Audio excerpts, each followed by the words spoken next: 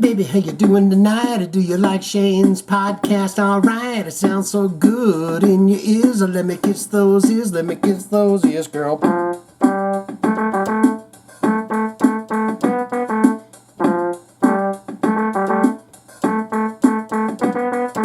Cause baby girl, when it gets done, it's about an hour and 10 minutes. Gonna do something you never would expect. Gonna take you out for a nice dinner tonight.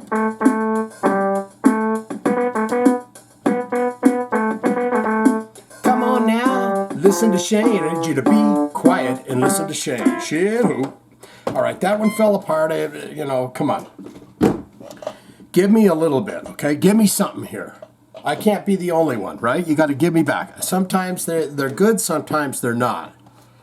I can't wait to get in your comments. I saw that there was 21, and then I was praying to all the lords of the universe and the world, that it wasn't 21 actual thing. But it looks like you guys are speaking amongst each other and commenting on that, and I really like that. I'm loving that. Welcome back to Jive Talkin, episode 147. I think it's 147. This is not the place for requests. Every other video is the place for requests. This, at the Jive Talkin, your comments are for your feedback and your feedback alone. Because I think in one of the videos I put up last week, I said something. I brought up Jive Talkin, but I also brought up, putting a request in comments, and I think that people may have thought, oh, just go over to, is that where we go, Jive Talkin? Welcome to another fine and fantastic edition of the podcast where we catch up on the heavy metal and hard rock news of the week. Anything interesting that happens. Here's a few of the things we won't be talking about. Robert Trujillo, what was it like when he got $1 million when he signed that thing? If you've seen the documentary Fine Young Monsters, what is it called? The Metallica documentary where they cry and they got all that going on. When they get him in the band, they write him a check for $1 million. He was going to talk about that. We're not going to do it. Metallica, they're getting ready to do another tour. They should take Flotsam and Jetsam instead of Limp Bizkit, but who am I to say? I don't know. So many things. But this is a serious man here for our first story. Jerry Cantrell, do you know him? He's part of some people say he's got a good voice. Some other people say it's a bland, boring voice. But when you blended it together with Lane Staley's vocal, you got a creamy chocolate and caramel goodness that was drizzled all over Alice in Chains.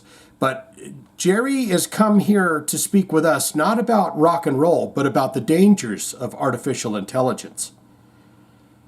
I mean, look at him right there. We don't even know that could be an AI image of him. Jerry Cantrell's going to get to the bottom of. Jerry Cantrell on dangers of artificial intelligence. It's up to you, the user, how you intend to use it. Oh, and by the way, you're seeing me back up in the corner in the box. I haven't got to the comments of this one yet to figure out if you guys say yay or nay about putting the green screen behind me and me being a little bit bigger in the thing. You dig? Got it? Okay.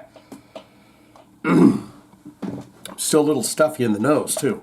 During an appearance on the latest episode of Whiplash, KLOS radio show hosted by Full Metal Jackie, she does good things. She's been around a long time, hasn't she? Full Metal Jackie? I remember hearing that name like a long time ago. Alice in Chains guitarist, vocalist Jerry Cantrell spoke about his upcoming album, I Want Blood, which is due on October 18th via Double J Music, addressing the fact that the LP's first single, Vilified, mentions artificial intelligence. That's AI. They put it in A.I. for the slower folk out there, like me. So you don't have to, so when someone says, what is that? What's that AI stand for? Anywho. You learn that right there. Artificial intelligence. Jerry said is transcribed by Blabbermouth. Yeah. I'm fully aware of why people are drawn to that theme of that song. Something with that song, pretty cool. And I put it there on purpose because it's an interesting concept and one I've grown up with since I'm a child of the 60s. Nope, going to read that again. And I put it there on purpose because it's an interesting concept and one I've grown up with since I'm a child of the 60s. I was born in the 60s. That's what that means. When you say child of the 60s, that means you were born in that time. From 61 to 69, you were born in that area. That's why it is. So I've been fascinated by stories and movies about the subjects from director Stanley Kubrick, 2001's A Space Odyssey. Interesting film. What about The Shining? Stanley Kubrick did that. I watched a documentary on Stephen King and something about that had to do where they mentioned that. Stanley Kubrick, he did not like Stanley Kubrick's The Shining. But then when he started explaining what the real Shining book was about, I was like, oh, that sounds terrible. I'm so glad Stanley Kubrick did that. And I think he did do a terrible TV version of it or something, didn't he, Stephen King? Anyway, so it's in there. But the actual theme of the song, the stake, if you will, is not really AI. The AI is more of a seasoning to the real kind of theme, I guess, of the song regarding how concerned he is. There's Metal Jackie here. Heavy Metal Jackie, she's saying, how concerned are you about the rapid things that are changing with artificial intelligence, Jerry? We're living in a time right now where it's proliferating and actually becoming integrated into society and used to manage algorithms and set it out and create content and stuff like that. So it's an interesting time because it's happening now. I'll tell you one thing that them AI is really good at is writing country music songs about diarrhea and gay cowboys. Everywhere I turn, there's an AI generated song about two cowboys going at it, or being out on the being out there rustling the cattle and having yourself a spill in your shorts. And of course the hit song, I glued my balls to my butthole again. It's just, if AI does nothing more, I'm glad with that. I'm happy with that. And here's the think question for you while we're on the topic.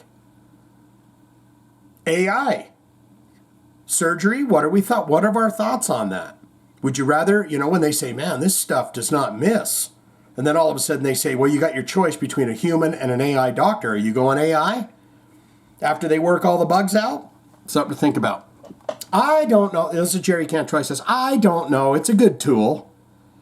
It's like any tool. You can use it. You can use a hammer to smash somebody in the face.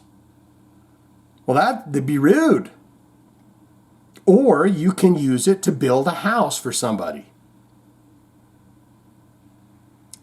Okay. It's a little drastic in between. You could have, you could either use a hammer to build a house or smash somebody's skull wide open, I'll tell you.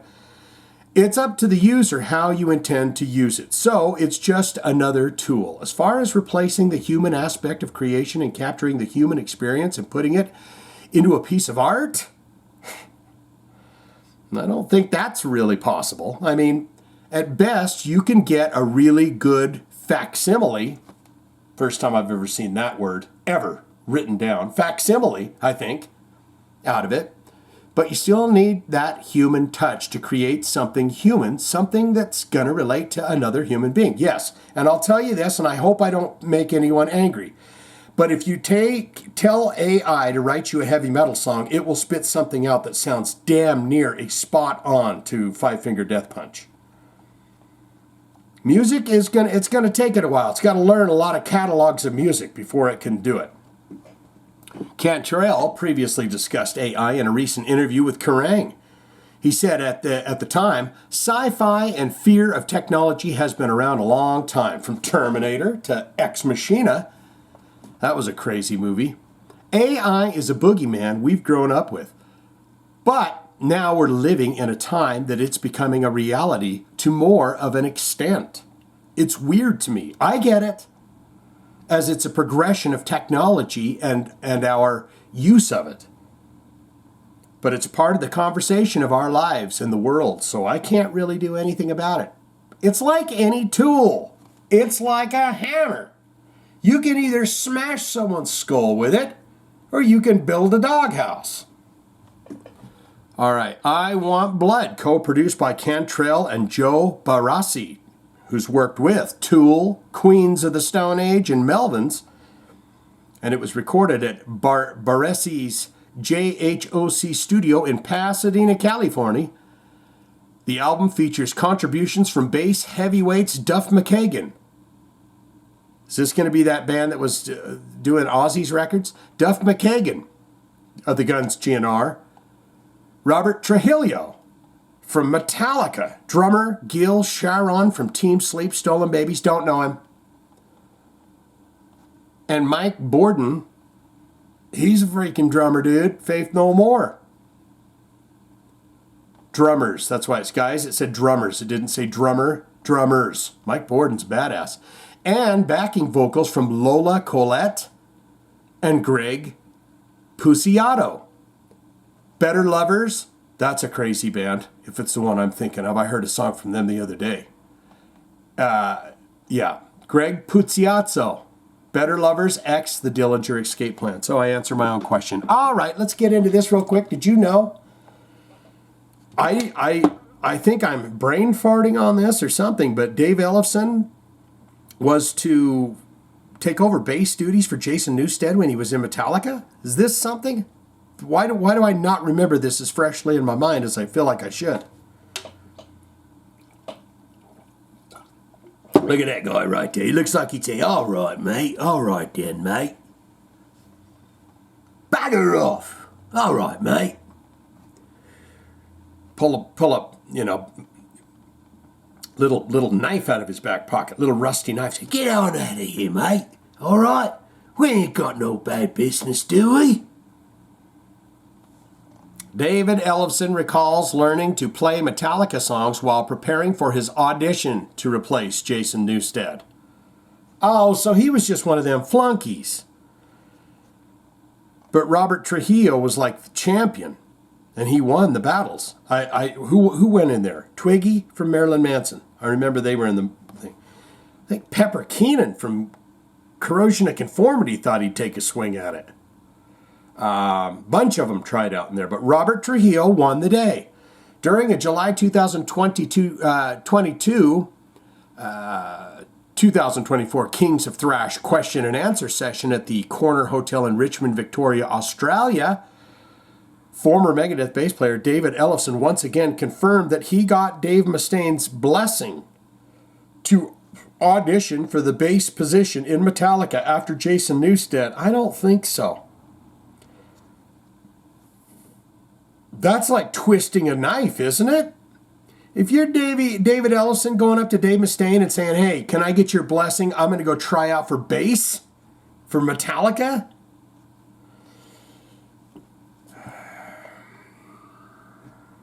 Isn't Dave Ellefson born again? He's going to burn in hell if he keeps lying like that.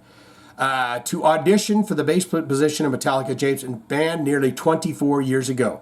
Newsted exited Metallica in January 2001, after he clashed with James Hetfield over the release of an album by Echo Brain. What did we think of Echo Brain?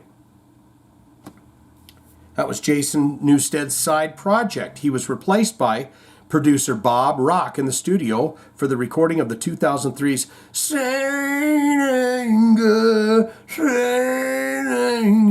album, and then permanently by former Ozzy Osbourne bassist Robert Trujillo. Am I say that name properly? I feel like I am.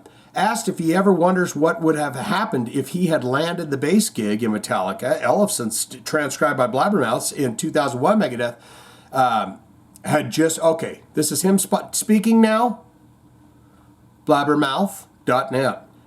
In 2001, Megadeth had just recorded The World Needs a Hero album.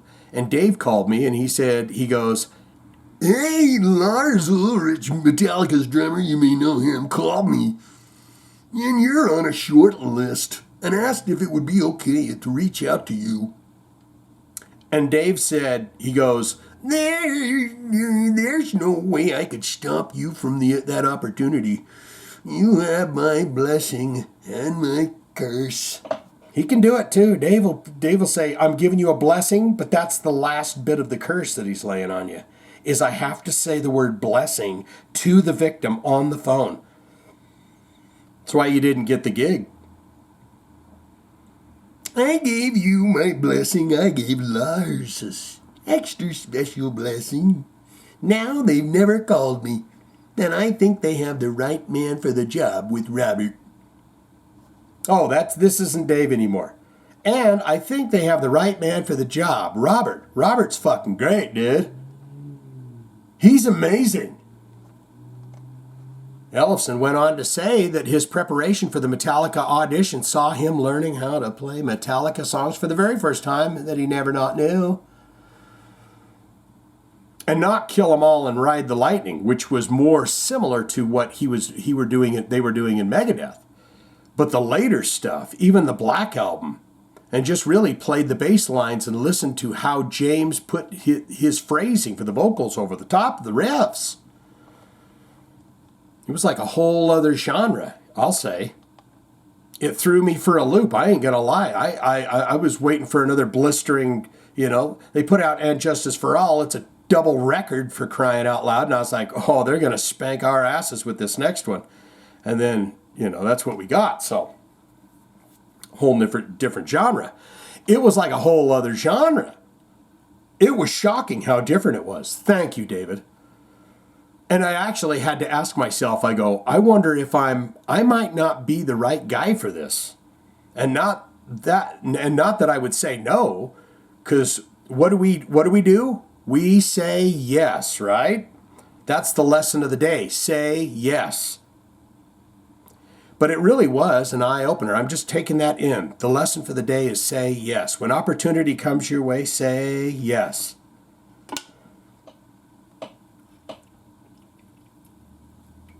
If some guy comes up to you in the park and said with an empty leash and goes, "I've lost my dog. Could you help me find my puppy?" Say no. But it really was an eye-opener to me on how the music had transitioned from the early days. And they'd had a great producer with Bob Rock. They were able to make a very expensive albums and take the time to write and really dig deep and make records like they did with the Black Album and stuff. But it really taught me how different they were from what I was used to, what I was used to doing in Megadeth. And working with Dave and how he would write and how he would put his phrasing of his words and his vocals over the top. Because let's face it, when the singer starts singing, that's who we listen to. Whether it be Dave or Paul Stanley or Bruce Dickinson or Ronnie James Dio, the riffs could be awesome, but when the singer starts singing, the dinner bells are ringing. All right, let's get into this. Why do I feel like I'm getting a headache from these glasses? I feel like I gotta move another description. Yeah. Oh, you see this guy in his country hat with a skeleton head on it? That's old Bret Michaels. And we just want to really quickly get to him because we got another story about another Poison member. And I was interested in that because of the topic.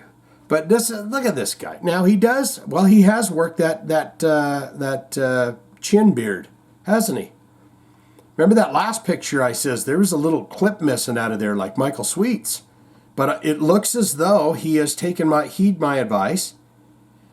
I'd like to see a little splash more over here on this side, though. I mean, it's looking a little lopsided there. But overall, he's... Hey, Shane. You give me something to believe in. And again, he's got the red bandana on representing the Bloods, whom are not my crew. But Bret Michaels on Poison, returning to the road in 2026. He says, I am positive we're going to work everything out. In a new Facebook Live video, he does Facebook Lives. Don't you love it when they sit there and they have like a bowl of rice or something and they're just sitting there eating it? A lot of people doing that, you know. They get online and they just sit there and eat a bowl of stuff. Just stare at you. In a new Facebook Live video, Bret Michaels' official page channel once again spoke about his recent comment that Poison will likely embark on a tour in 2016, celebrating the 40th Smart Businessman, celebrating the 40th anniversary of the debut album Look What the Cat Dragged in 1986. I'm forever grateful for my Poison bandmates. CC, kick him on that guitar, CC, and talk to me. Pick up that phone, CC, and talk to me. CC DeVille, Poison guitarist, and Rikki Rockett, Poison drummer, and the Bobby Man, the Bob doll. And it finally popped to me, Bobby doll. I mean, not today, but just a couple of years ago, I was like, oh, Barbie doll. But he's the bassist for the Poison band. I know a lot of people are wondering, and I try to clear any confusion. 25 is going to be an awesome year. We're going to pick up our special dates to play with my solo band, and I'm just Crazy Norm was Stormin' Norman or whoever on the bass.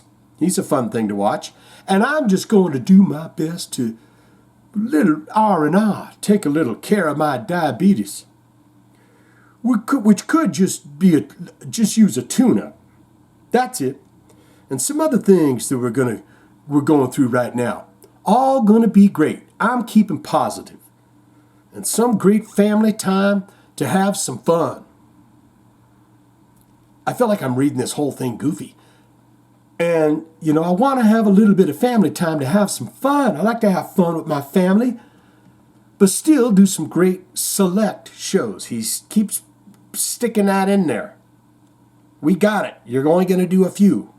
And it's going to be enough that it can't be possible to do a tour because you're going to spread them out over the span of a year's time. So there's no way you could squeeze in 30 dates of Poison. And the 26th, if all goes great, with a lot of moving parts, with CC and Bobby and Rikki and myself, I am positive we are going to work everything out and go out in 2026. And then come over to this story. The Rocket Mafia. Poison's Rikki Rockett launches new band. I think that's illegal to use that logo. What he's done there is he's taken the Godfather logo, but he's put like a hand with drumsticks going through. Very clever on that, with the strings falling down to the name, the Rocket Mafia.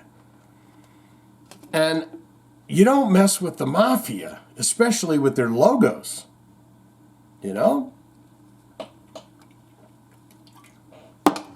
Look at how cool he is. He said, man, I'm cool. Poison's Rikki Rockett launches new band, the Rocket Mafia, with 2 T's. If you were wondering, yep, there's 2 T's there. Poison drummer Rikki the Rocket Man Rockett has launched a new band called the Rocket Mafia. Joining him in the group are Brandon Gibb from Devil City Angels. He live in Vegas or something. On vocals and guitar, and Mick Sweeta from Bullet Boys on guitar and backing vocal. Is that the dude? The dude that wrote the Bullet Boy that good album? And Brian Kims on bass and backing vocal. Rockett and Gibbs played their first show as the Rocket Mafia in May. Where's that footage? At the end of the Distinguished Gentleman's Ride motorcycle charity event in Santa Monica, California. They were joined at the gig by guitarist Brent Woods, Sebastian Bach and Chevy Metal, and bassist Willie Hodgdon.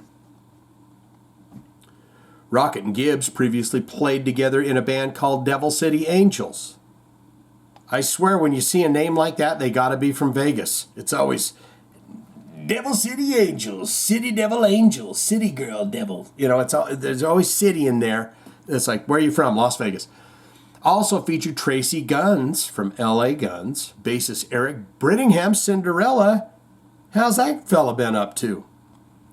The band released its self-titled debut album in September 2015 following the recording of Devil City Angels. Brittingham decided not to continue with the project, and his spot was taken by Rudy Sarzo. That guy is great in a pinch. That dude has been in every single band. He'll be in your band tomorrow. You say, Rudy, get down here in the basement. Mom's going to have that meatloaf ready to go in no time, but we need you to rustle up a bass line for us. Rudy Sarzo from Quiet Riot, Ozzy Osbourne, Whitesnake around a year later. That's when old Sarzo got in. Rockett, Gibbs, Brittingham joined forces with guitarist Joel Koch, ex-Collective Soul, to form the Lords of Devil City. Gotta have that word city in there.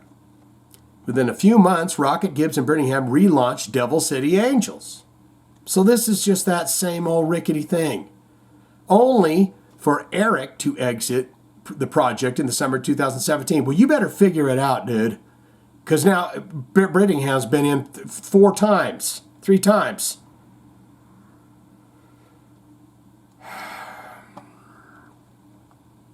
And replaced by Topher Nelson. In July 2020, Devil City Angels released a new single called Testify. When Rockett and Gibbs first jammed together 4 months ago in preparation for their appearance at the Distinguished Gentleman's Ride, Rikki wrote on social media, "Last night, Brandon and I jammed for the first time in a very long time in order to grease the wheels for the show. We really rolled through some cover tunes. But when we chomped on some Devil City Angels,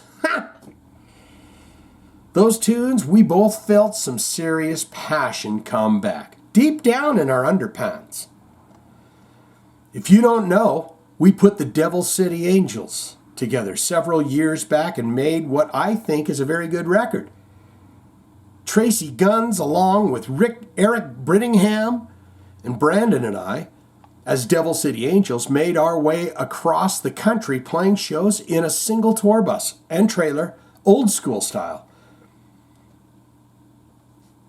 The steamroller was going well until I got, the big C. Then Tracy got asked back into LA Guns, etc., etc. Bottom line, the band sidelined and only ever did a couple more corporate gigs. Working for that big money, the corporate gigs, with the exception of the stadium tour, guys, with the exception of that. A few sit-ins with Chevy Metal, I have pretty much stayed away from live performances with other artists. I pretty much have always put my heart and soul into everything I do. I had a passion for the Devil City Angels project. This is not the Devil City Angels, and it's not Chevy Metal. This is the Rockett Mafia, a jam combo that I may put together from time to time to enjoy my love of rock and roll with some of my besties in the rock world. What you do is you take half of that name, Chevy Metal Angels. There you go. I've made the best band name. Scratch this right out. Get rid of this, the Rockett Mafia, and your Chevy Metal Angels. Bang! I'll see you in hell. I fixed it for you. If you're not going to use that name, you got 24 hours and I'll use it.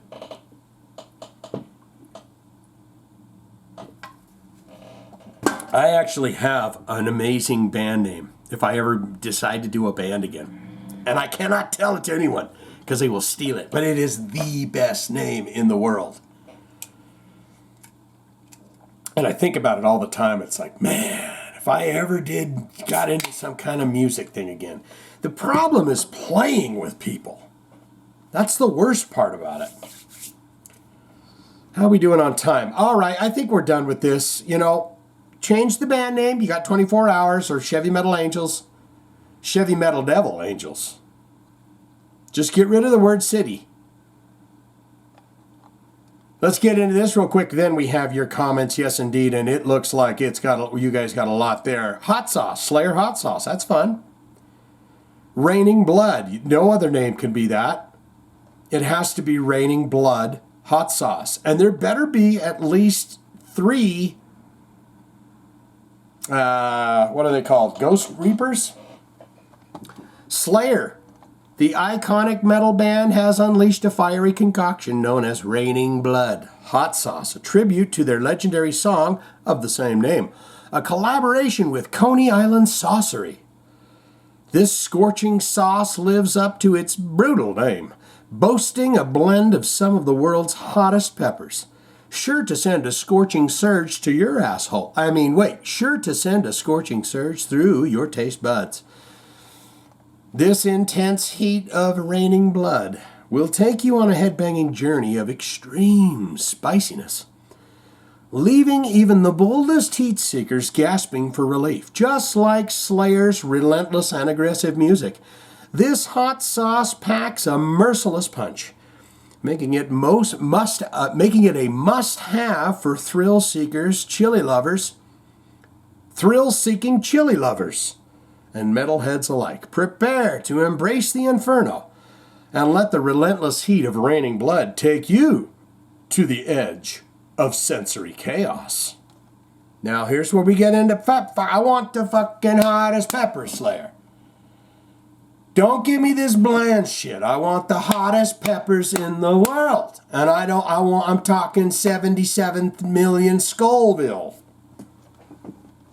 The ingredients: pineapple juice, red ghost pepper puree, red ghost chili pepper, salt, acetic acid, red serrano pepper puree, red serrano pepper puree. Oh, is this just the ingredients that go inside the red serrano pepper puree? Peaches. They say love is just like peaches and cream. Magnum, peaches and cream. Go listen to it. That's an inside joke for anyone that remembers. Distilled vinegar, water, onions, garlic, lime juice, and a concentrated granulated garlic, salt, and citric acids. I didn't see I wanted Carolina Reapers in that. Whatever. There you have it. If it's close to you, get it and let your taste buds soar. It is time for the Jive Talkin comments. And first up is Michael Buchanan doing this. Michael Buchanan 69. They always pick that number, don't they? All the kinky ones out there, they always go for 69. But he's figured out how to fix his too. Is that a harp that do you play the harp? Here we go. This week I have decided once again to go with another movie that are brilliant. And one of my top 10 movies of all time, The Blob, 1958. And I will say the remake from 1988 was terrible, but just wasn't the same as the original. And I do remember the 88 version. That's the one I remember. So didn't that have Dylan's brother in it? So let's begin with this review of Burt Bacharach's brilliant movie theme song. If you know, sing along. Beware of the blob, it creeps, and leaps and glides and slides across the floor, right through that door, and all around the wall. A splotch, a blotch, be careful of the blob. Burt Bacharach, really. The Blob is, here we go. The Blob is a fun 1950s drive-in sci-fi classic starring the 1960s king of Hollywood cool, Steve McQueen. In his first movie, playing a teenager trying to convince a small town an alien mass is devouring people, the Blob is everything you imagine from the 1950s low, almost no budget sci-fi B movie. Despite convincing performances from the lead actor, there is some notable below average acting, cheap effects, and some awkward and strained dialogue. Equally, the blob never looks real. Yeah, they don't have the CGI yet stuff for that. And its speed makes it less of a threat and more of a nuisance.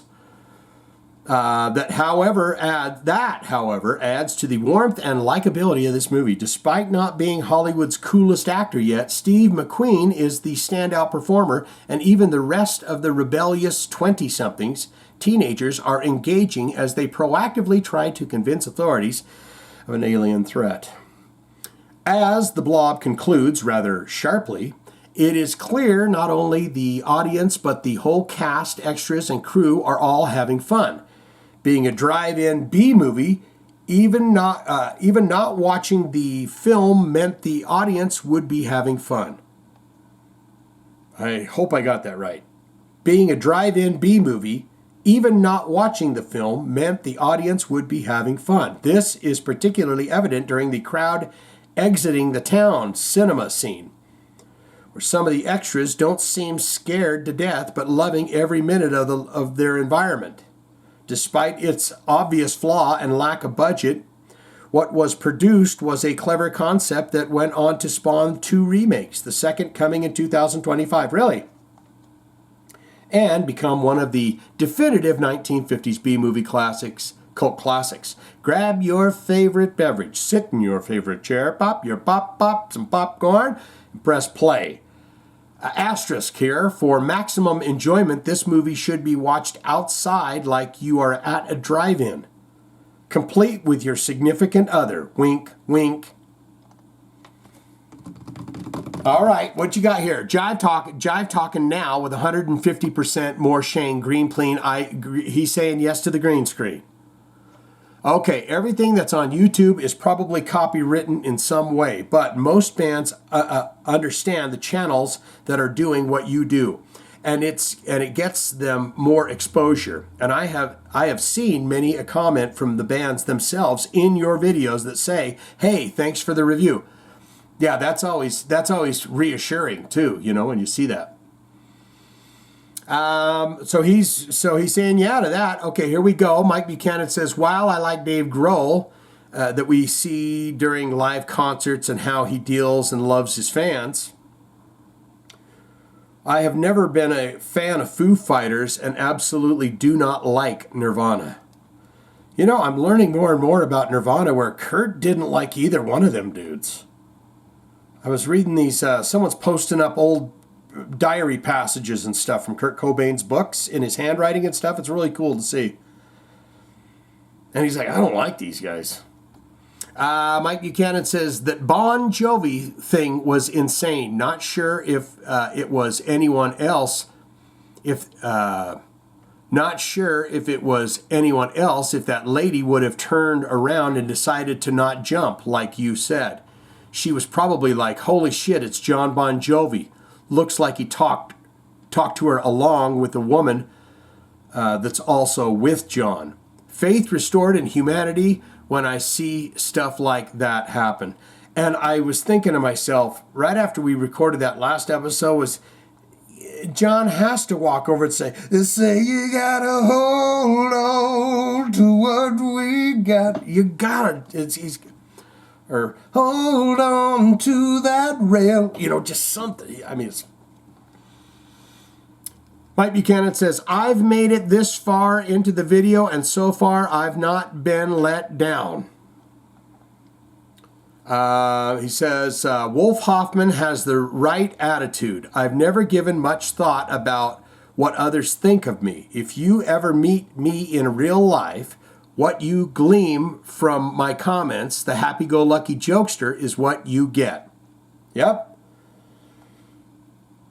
There's a term for that.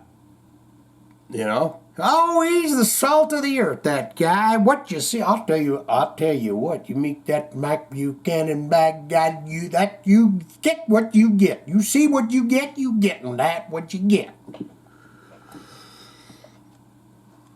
Mike Buchanan says, I suppose I could see if my former girlfriend is available to go see Poison live again in 2026.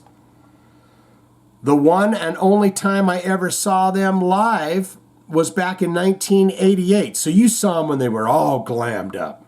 They were on fire, high energy, just pure mess. As she was the one who wanted to go to the show. I remember you saying that now. That's when I also got to see David Lee Roth live. Okay. Well, I was gonna ramble on here, but he's done with that. So that was so Poison was opening for David Lee Roth on probably the good tour for David Lee Roth too. When I saw him, it was on the Skyscraper tour, and he literally came down on the. But wait, Poison was with him. Poison opened up, but it was the next record. Open up and say ah. Anyways, Mike Buchanan says, okay, don't really care about Stephen Pearcy. Why not? But I am looking forward to seeing nothing but a good time. Having grown up during the magical age of hair metal, hard rock, sleaze metal, glam metal, I cannot wait. Hopefully it will be worth it. There you go. Okay, before we get to the jokes, did everyone have their bathroom breaks? I'm going to hold it. I'm going to go. And now, Jive Talking jokes. Here we go. Me, hiding under the bed, murderer. Me, murderer. Me, murderer. I'm just a small town girl. Me, living in a lonely... Oh, crap. So, yeah, you don't pipe in with the lines. What did Homer Simpson say when he bumped into a pecan tree? Dope nuts. Did you hear about the guy who invented lifesavers? They say he made a mint. McDonald's called out order 867 and yelled 5309. Nobody laughed. McDonald's called out order 867 and I yelled 5309. Nobody laughed. I felt old, so I ate my burger in the playground area. Betty, I got your number. A blind man walks into a bar, a table, and a chair. What's orange and sounds like a parrot? A carrot. And finally, try your best Irish accent for this second none. Oh, to none. To none be driving down the road with the Dracula jumps out. Quickly, says the first. Show him your cross. The other winds down the window, leans out and yells, Get out of the road, you goofy bastard. What? Two nuns are driving down the road when Dracula jumps out. Quickly, she says. Show him your cross. The other winds down the window, leans out and yells, Get out of the road, you goofy bastard. All right, buddy. I don't understand that one. All right, let's see. Jedi Panda here. Shanda. All right. Okay, we've got 2 comments. We should get in the heart today. Dude, I'm over here about to pee my pantaloons. Stephen Pearcy looks like he just seen the damn devil. LMAO. I love you. Too much fun. I used to think Stephen was the bee's knees, man. Hot damn. And then a little lip emoji there. There's the first heart. You can collect those, don't you know? Who we got here? Let's see. Mr. Brenman. Mr. Brenman, 21. What's the stats on that? Okay, 28 comments. You're getting a heart today, buddy. You're starting that journey. What is the birth outside of marriage shit? He cheated on his wife and had a kid with a woman who isn't his wife. He's not talking about me. He's talking about David Grohl. David Grohl wanted to jump out in front of that before anyone could really calculate what was going on. But yeah, it's pretty much what he did. I mean, so Mr. Brenman, congratulations to the Hart family. Miss Althea coming in. She's got her stuff here. The Dumbstruck Fool says, get well first and foremost. Yeah, it's just... hopefully you are feeling much better by the time this comment gets read next week. Now, let me take over with a bunch of crap. Hall & Oates. Hell yeah. Rich Girl and Sarah Smile, one of my favorite songs, Sarah Smile, were huge parts of my childhood. And you just double whammied Man-Eater for me, as I never heard that song in the same way ever since I witnessed two very drunk college guys dressed as the Blues Brothers totally butcher it at a local bar karaoke night about 10 years ago. Wow. Every time I've done a karaoke, I forget what songs I'm doing because you've been doing that too much. And it's like I know I could really belt out a couple of tunes. If you can see my videos on here. I've got a whole playlist of songs that I've sang quite nicely, including Whitesnake and Toto's Africa and all those. You can go watch those and listen to those. But I'm never on it. I goof the words. I can't remember. It's because it's the alcohol. But Miss Althea says, copy wrong. Totally ridiculous. I agree that it errs on the side of bullying, and I think it is an issue worth fighting. Maybe the guy, copy wrong, maybe the guy should go out for drinks with the rep from Sony Music Entertainment Japan who pulled the rug out from under your reaction video. Thank you. Now it's all coming to me. To the Gazette's dogma, not just on the channel, but on Patreon too. Still seething about that. Interesting. Miss Althea on Dave Grohl. Hasn't any rock dude learned anything from Gavin Rossdale? What did he do? If his marriage stays intact and his wife and daughters ultimately accept the new kid, then I guess there really is true love and grace in this world. I honestly don't know if I could be that strong, and Dan and I have been together for 36 years. 29 of them married. That's great. At least Dave owned up and the situation wasn't outed on Jerry Springer. Boy, that's a place for it. You guys been together 36 years. That's great. That don't happen. That's one in a million. Literally, that's one in at least 100,000. No, 500,000.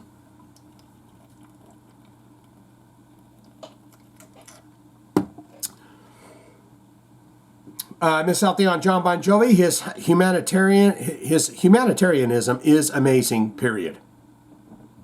I wish all the best to the young lady he helped, and I hope that she gets the support she needs. She is not alone, yes. Miss Althea on Wolf Hoffman, should we have waited one more second on that? She is not alone. Wolf Hoffman, listen to him. Miss Althea, listen to him. I think he just joined the Motivational Speaker Club with Brent Smith and Chris Jericho. Amen to everything he said. I will also echo it with my favorite quote from RuPaul. What other people think of me is none of my business. I like that. Short and sweet. What other people think of me is none of my business. I love it. Miss Althea on Bret Michaels. He has always had natural business savvy. Don't forget that he won season 3 of The Celebrity Apprentice. He did. So, Poison should tour in 2026 instead of 2025 because of the 40th anniversary of Cat Dragged.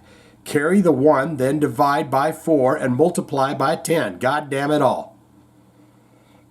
I haven't seen Poison live for a very long time, at least 15 years, if not longer. But I admit I would be compelled to patronize that tour. I feel like I would too, because of that. I still have an original Talk Dirty to Me t-shirt that I can still thankfully fit into. So hey, man, good on you. Congratulations. And I will attest that even chicks thought they were chicks when ads of the album dropped. I thought Rikki was the prettiest. Yeah, I liked the eyeshadow. It was striking. It was like, oh, it's a kind of Egyptian girl. You know, it's like, okay. It was pretty, but ended up crushing on Bobby. And Bobby looked pretty good too. After I saw the Cry Tough video for the first time.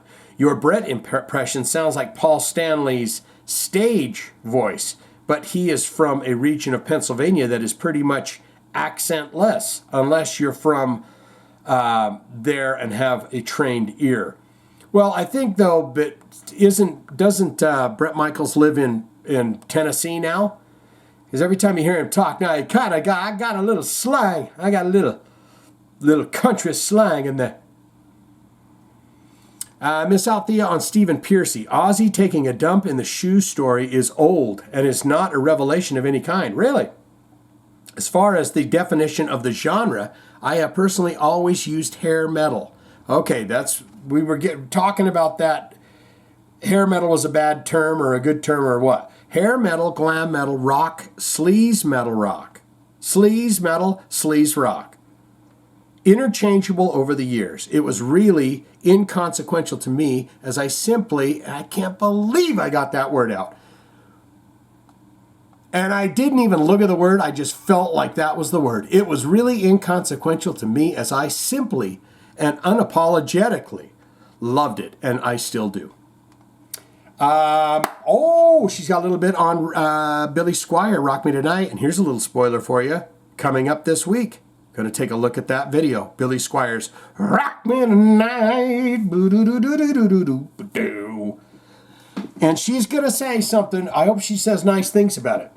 I was a fan and remember the song and video very well, as both we both were unmercifully skewered back in the day. I would love to see a 100% accurate reenactment of it from you. I think it would be epic. Consider this an endorsement. We're going to watch that video this week. We're going to watch it coming up. And you can maybe take notes. Get out a legal pad. Miss Althea, and my bladder is starting to. Yes. Miss Althea says, handle name visibility, at name.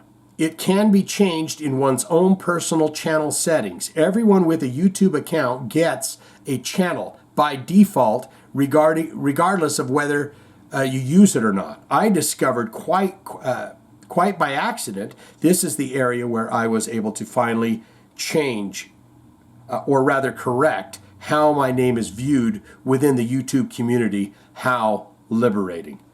There you go, Miss Althea. Well done, well done. Yes, so she's giving you guys some advice and stuff on that. How you can change it if you want to. I can click your tabs over here, so don't be, concerned about me. But for you, Sticky Doll coming in here regarding the bass. Sticky Doll music is all bass and drums, and 0 guitars are backing tracks. So ditch the scales and finger picking. That only impresses other musicians. I want to play me some stuff though. I want to join a funk band. I want to be making $500 a night on the dance club, playing all the hits. Play that funky music, right? Okay. Get out a pencil, Sticky Doll. Get out a pencil. Rockstar 101. Take the clip-on tuner off before walking on stage. 2. Take the clip-on tuner off before walking on stage. 3. I think you get the gist. Shane, just grab a pick, loosen your strap, let your man bun out, lower your bass way down, and play cool sounding shit. Okay. I take all considerations into consideration. Thanks for your consistent sat show, even when you are sick. It starts the weekend off right. Hope you get well soon. Well, I appreciate all of that. P.S. Blackie needs to stop talking and just focus on his chocolate cake. Well, he might be having some. I'm not going to say yay or nay, but I'm just going to say, we got Johnny B here. We do not have a flashing ding dong there.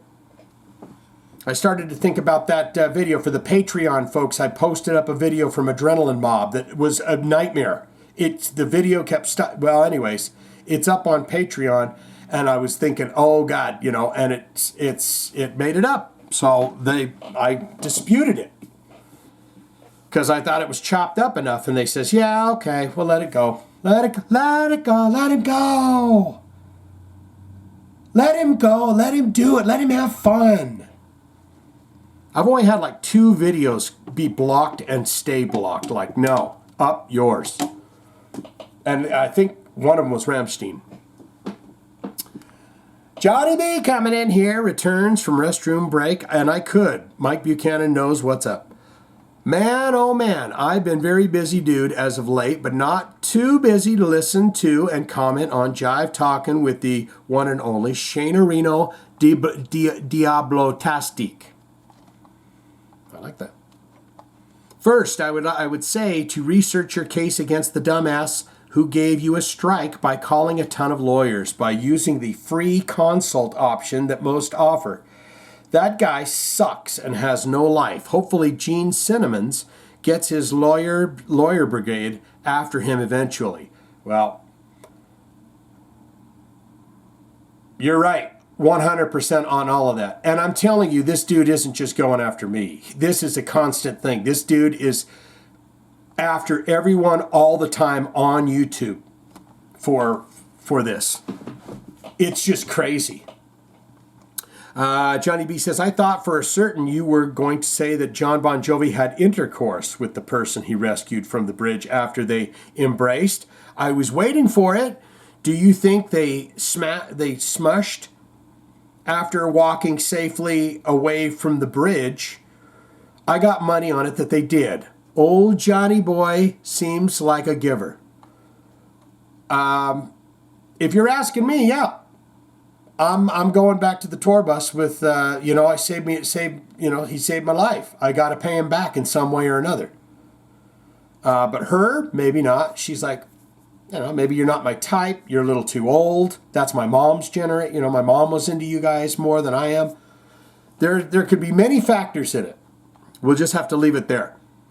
Johnny B on Dave Grohl having a child outside of his marriage comes as no surprise, really. He has a history of being overly friendly, in quote marks, with the females dating way back to Nirvana days. Good thing he wasn't on the bridge instead of John Bon Jovi.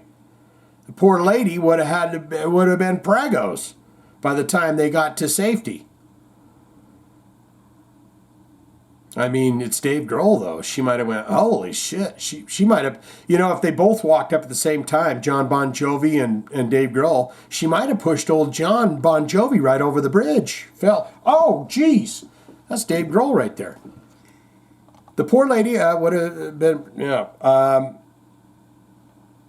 but she would have been pregos, but she would have been in better spirits knowing Dave would cover all of her expenses for life. And that is a reassuring thing. A child born into the world that has a foundation, and Dave Grohl's children will all have that, and I'm so happy for that those children will all, they're safe their whole lives. I know you didn't cover the Jane's Addiction debacle last week, but damn it, Perry, I did now. You saw that. I put that video up. They had a lot of stuff planned for this go around, and it's all for naught. They did release the new song entitled True Love, ironically, and now that seems a little shallow considering the events that took place. Yeah. Perry needs to go back to rehab, ditch that enabling wife of his, and focus on what he's going through. It's very sad. I was looking forward to that show. Yeah, a lot of people were looking forward to that, but I think what really drove him over, and I could be wrong, is yes, he's having some issues and he's abusing drugs and alcohol or whatever, but I think they were turning him down too, so he was pissed about that. Johnny B says, Annie Hoots, hope you and everyone out there in Jive Talkin Town are, oh, I like the sound of that, Jive Talkin Town, are well, and I hope you all have a fantastic weekend. Until next week, keep your rod in the water. Very good, very good. All right, we're going to get out of here. Perfect timing. We don't have a blinking battery, and my bladder has got about a minute left of room in it before everything goes to hell. And I damn near just knocked this over on my laptop.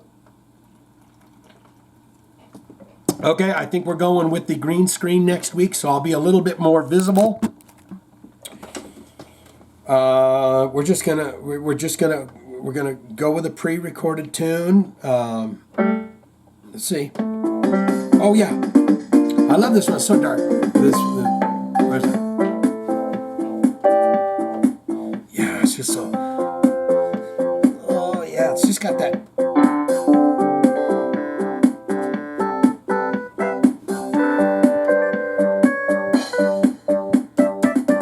Baby girl, how you doing? What you doing tonight? Jive talking will really make you feel alright.